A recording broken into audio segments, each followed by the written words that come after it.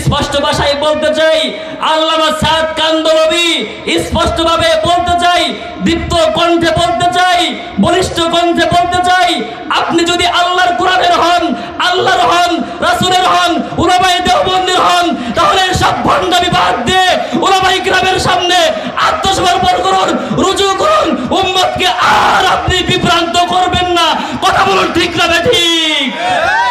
মুহতারাম হাজরিন, আর যারা তোমরা আল্লামা সাদকে নিয়ে বাড়াবাড়ি করে উলামায়ে কিরাম নিরপরাধ আলেমদের উপরে আক্রমণ করতেছো, নিরপরাধ মানুষের উপরে আক্রমণ করতেছো, স্পষ্টভাবে বলতে চাই, যদি বাংলার তৌহিদি জনতা, গোটা বিশ্বের তৌহিদি জনতা, বিশেষ করে মাদ্রাসা কওমিয়া একবার যদি খেপে যায়, তোমরা বারবার রাস্তা খুঁজে পাবে না। ঠিক না ঠিক? এজন্য মুহতারাম হাজরিন, দিন নিয়ে সিনেমিনি খেললে আমরা ইতিপূর্বে কাউকে সার দেইনি, সার দেব না। ঠিক না ঠিক? আমরা কাউকে আপোষ করতে পারবো না। এই কোরআনের জন্য, হাদিসের জন্য, আল্লাহর জন্য যদি বুকের তাজা রক্ত দিতে হয়, কারা